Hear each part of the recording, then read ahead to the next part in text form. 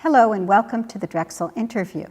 I'm your host, Paula Marantz-Cohen, speaking to you from the A.J. Drexel Picture Gallery at Drexel University in Philadelphia.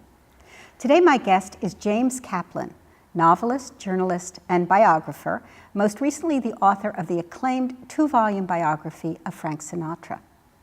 This is the first part of a two-part interview.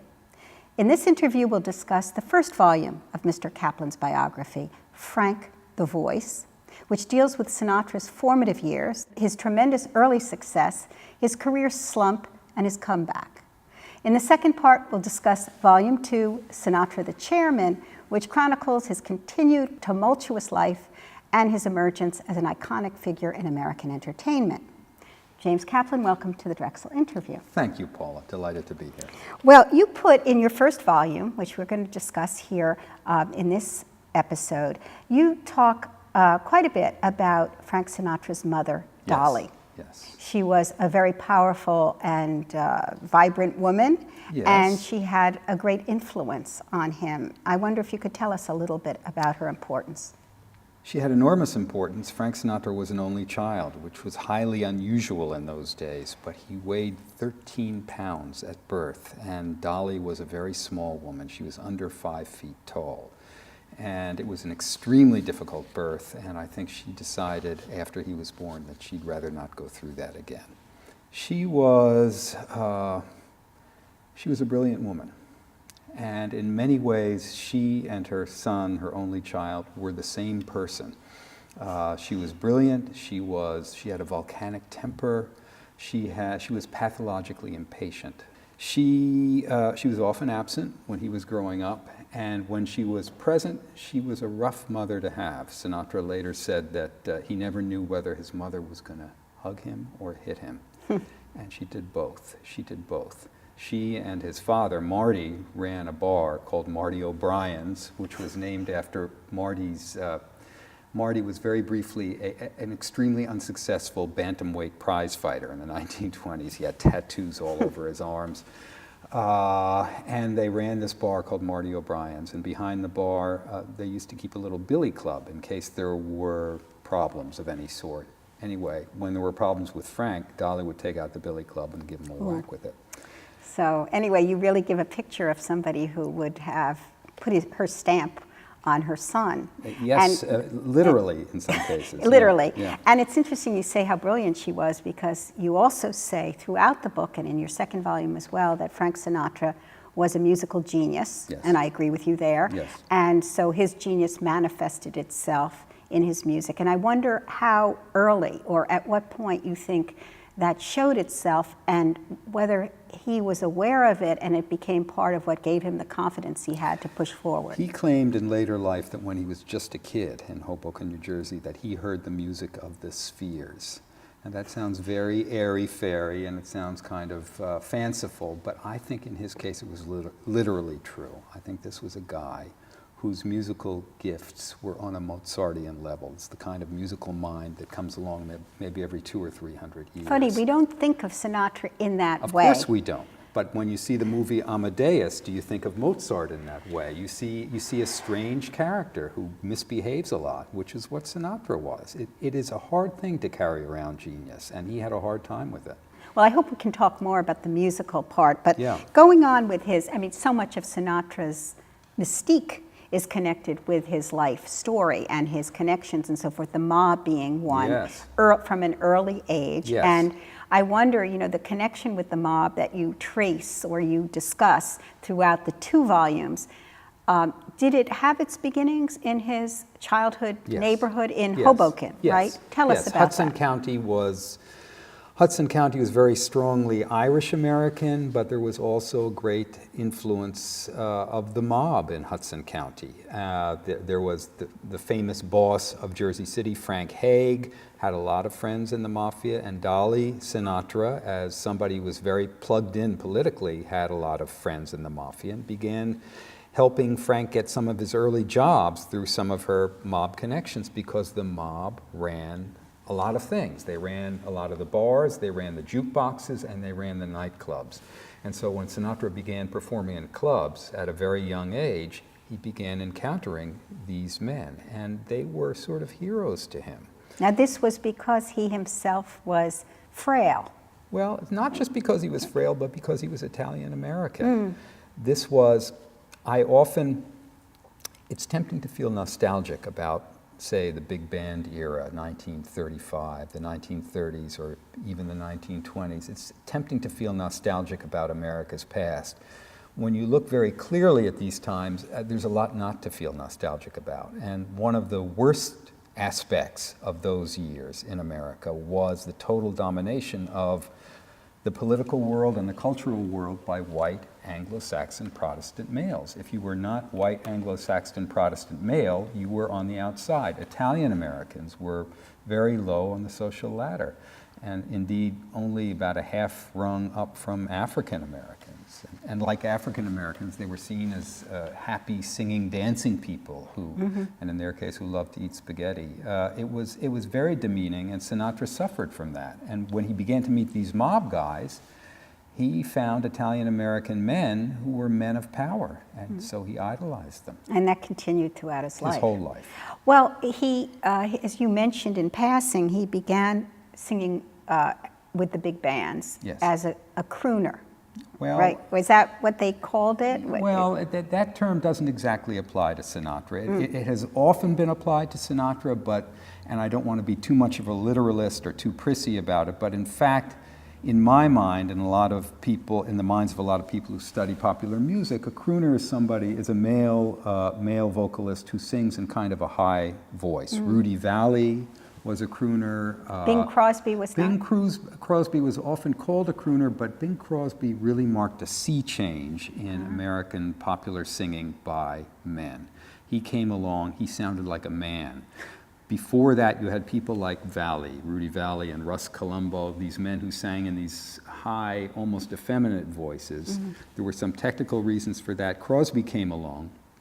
He sounded like the guy next door. And every man in America imagined that he could sing like Bing Crosby, and Frank Sinatra was no exception. But it is true that when he was singing at this period, his voice was higher. Yes, it was much higher. So from that relative sense, he was a crooner. He was often called a crooner, Yeah. It's true, but he brought something to his singing early on that Crosby brought too, and that was it was a great naturalness. It was almost a conversational directness about the singing that was evident early on, along with the beauty of the voice. Well, he did sing with the big bands, with Harry James first, then Tommy Dorsey, and then left Dorsey to go off as a solo. Which nobody had done before. No one had done. So that is an unusual journey. Yes. What allowed him to do that? I mean, it was his own sense of possibility. Yes. Well, he was with Harry James for only about 3 months. Harry James was a wonderful musician, terrible businessman. He simply, basically ran out of money, and so that's why Sinatra had to go to work for Dorsey. Dorsey was not only a brilliant musician, brilliant trombone player, but a great businessman. He ran the classiest big band in America. Sinatra began singing, and this is also hard to imagine, but in the big band era, the singer, they used to call the female singer the girl singer and the male singer the boy singer. And they were auxiliaries in this band. They were just another instrument. The band leader, Tommy Dorsey, would come up to the head of the bandstand and take out his magnificent trombone and play a long introduction. And then the band would chime in and they would play for a couple of minutes. And then, and only then, the girl singer or the boy singer would sing for a minute and a half or so. And then the band would play out. The band was the star. But from the moment that Sinatra began performing with Dorsey, something very strange happened. Every time the band performed with Sinatra singing at the head of that bandstand, the girls in the audience began to edge forward toward the bandstand. And their eyes were starry, there was a lot of sighing, there was occasional screaming, and sometimes even fainting. And they began to call it swooning, right? Now, was this spontaneous? Because I was told by someone who knows music that this had happened before, and it was often orchestrated. It was, that is sort of putting the cart before the horse. It was spontaneous. It annoyed the hell out of Tommy Dorsey because he was the star. Yeah. He was the star of that band. But this is how Sinatra got the courage to go out on his own. He became the star over the couple of years he was with Dorsey, and knew he was big enough and could get enough of an audience to go out on his own. The swooning, the sighing, the fainting, that was, it was quite spontaneous and natural at the beginning, when Sinatra sang with Dorsey, and then when he went out on his own. But very quickly after Frank went out on his own, he got a publicist named George Evans, and Evans was very clever. And he saw that just like seeding the clouds, he could sweeten this whole thing a little bit by paying maybe 10 or 12 girls $1 each to begin sighing. Now, leaving Dorsey, that has been mythologized Yes.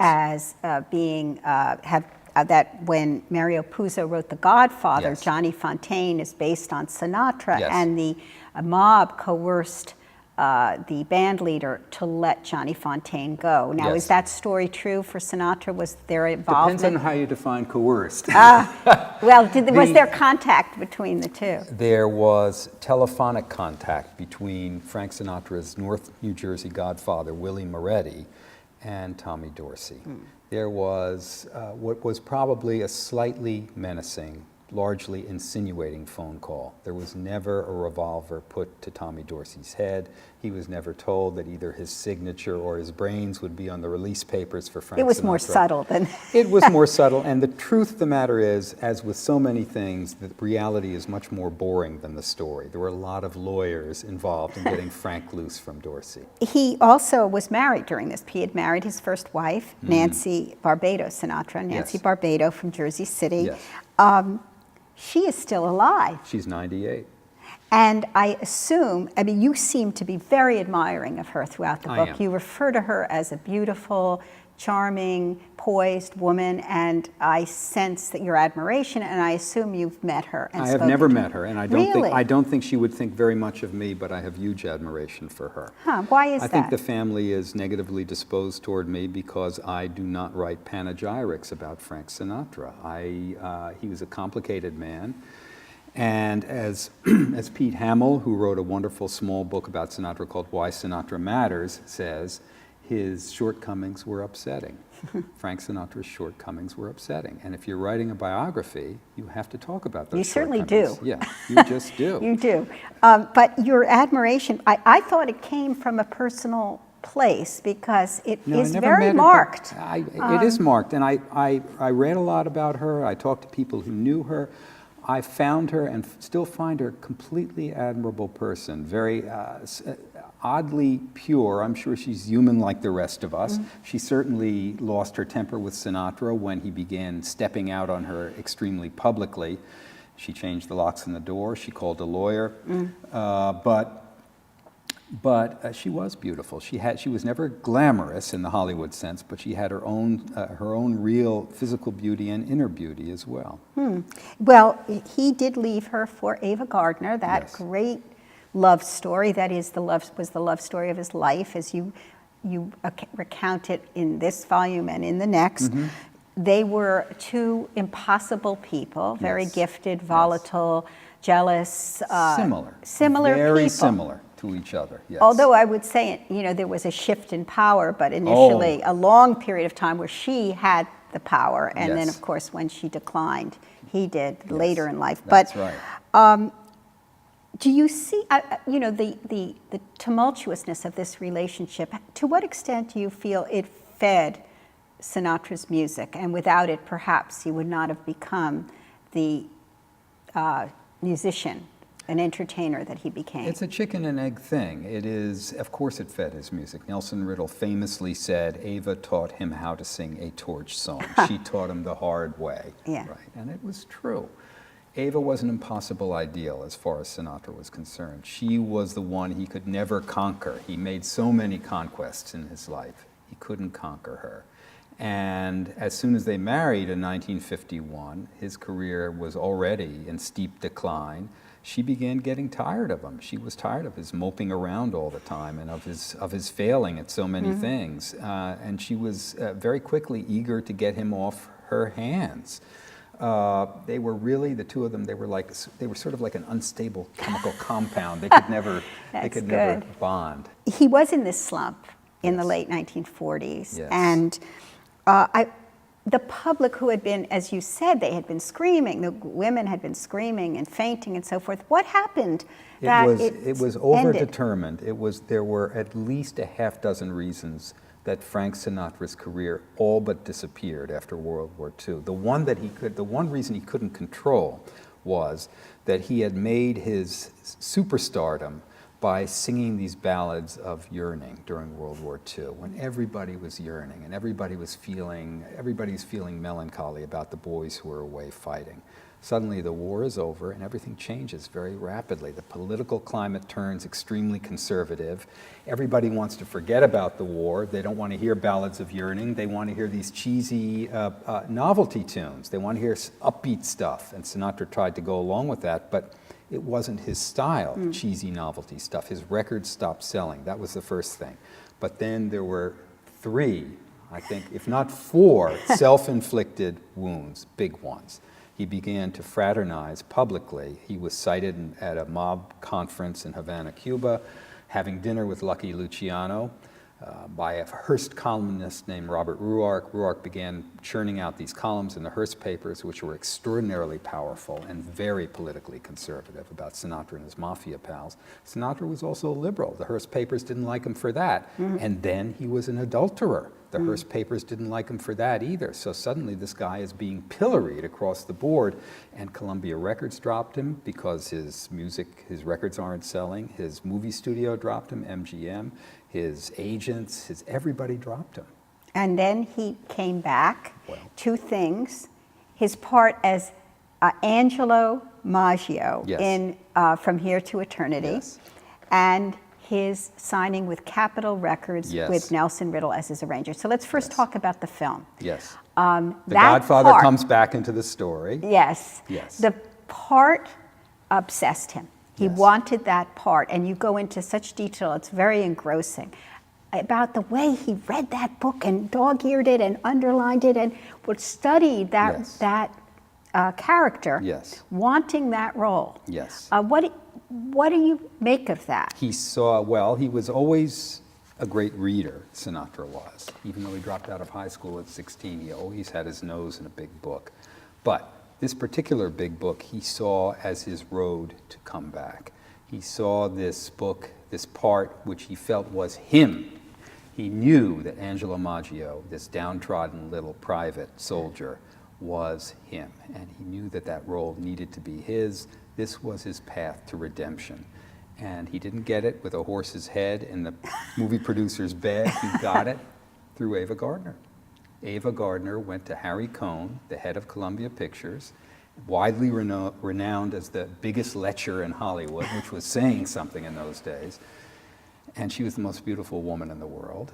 And she went to Harry Cohn and she said she would give him a free movie, Columbia Pictures, if he would screen test her no-good husband for From Here to Eternity. Did Frank know that Ava had Yes. gone to bat for him? Yes, yes. The other part of his comeback was Capitol Records' Yes. Nelson Riddle. Yes. Tell us about the first rehearsal with Nelson Riddle. Nelson Riddle was really a subterfuge on the part of a brilliant young record executive at Capitol named Alan Livingston, who, after Sinatra had been dropped by Columbia and dropped by everybody and was a total drug on the market and who was seen across America as a loser and a failure and a has-been, Alan Livingston signed Frank Sinatra to Capitol Records for 3 figures, a number in the hundreds of dollars. And when Alan Livingston told his sales force he had signed Frank Sinatra, 200 guys sitting in a room all groaned at once. But Alan Livingston had great vision, and he knew he had this young arranger named Nelson Riddle, who was brilliant. Sinatra had always worked with an arranger named Axel Stordahl and wanted to keep working with him. Livingston wanted to change this, so he brought Nelson Riddle in, and he told Sinatra that Nelson Riddle was just the conductor on the session. He was just going to conduct the session. But Nelson Riddle began turning out these arrangements, and Frank Sinatra very quickly saw that this was a musician of comparable brilliance to his musicianship. So what was it about that combination? Can you put in words what it is that makes those records so inimitable? Riddle was a guy, a lot of it has to do with Riddle and his unique formation. This was a guy who studied deeply the French Impressionist composers. He was mad for Ravel and Debussy and Jacques Ibert and listened to them constantly. But he was also mad for big band jazz and the great music of the black big bands, Jimmy Lunsford and Count Basie and others. And he knew these arrangements very well.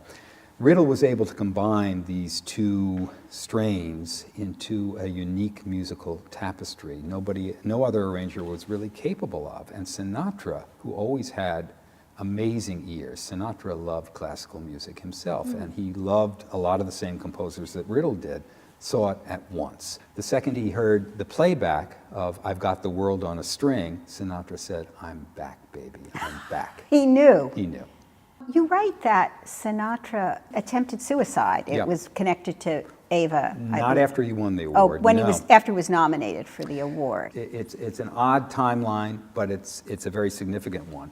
In 1953, early 53, he both was signed to Capitol Records and got the role in From Here to Eternity. He began turning out these wonderful records with Nelson Riddle, and he began making the movie. The movie came out August of that year, and he had turned out a lot of records already, but Ava had left him. Ava had gone to Italy to make a movie, and she had from there gone to Spain and taken up with a bullfighter. She was living with a bullfighter in Spain.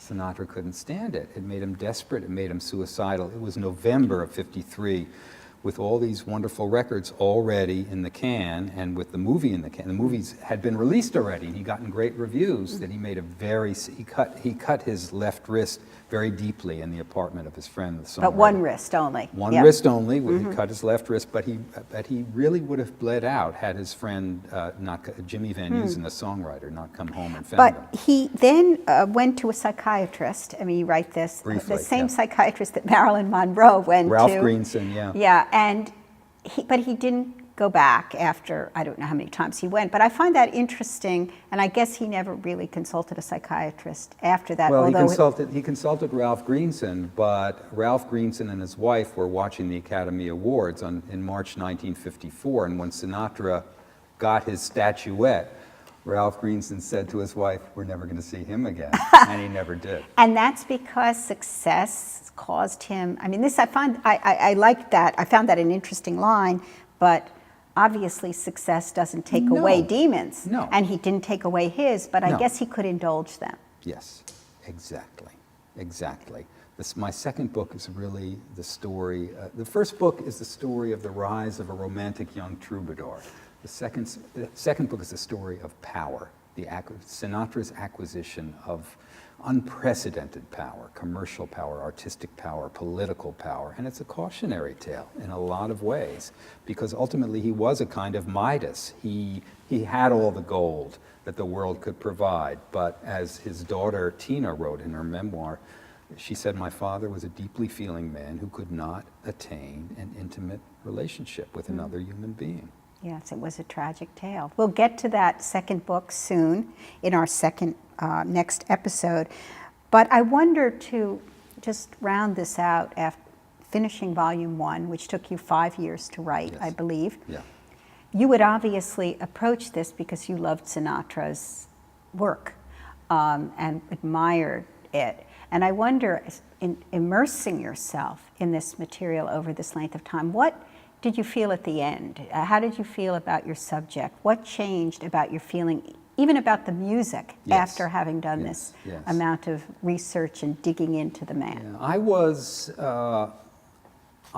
a kid who saw the Beatles on Ed Sullivan, February 9th, 1964, and that was an epical event for me, as it was for so many millions of other people, and I loved rock and roll then, and I still love it now.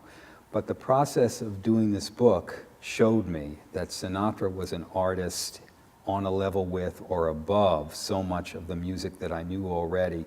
It enabled me to incorporate him into my musical worldview, to see what an absolute genius he was.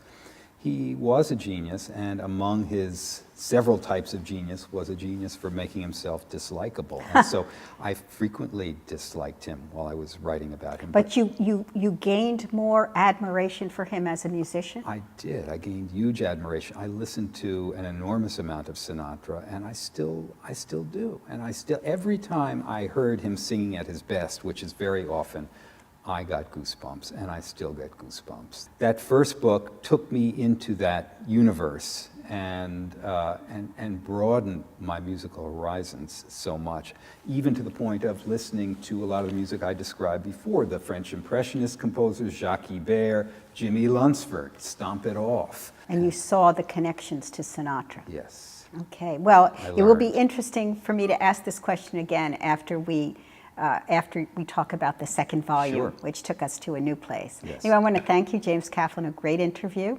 and I you look so forward to much. talking to you some more. Me too. And thank you for joining us today at the Drexel Interview.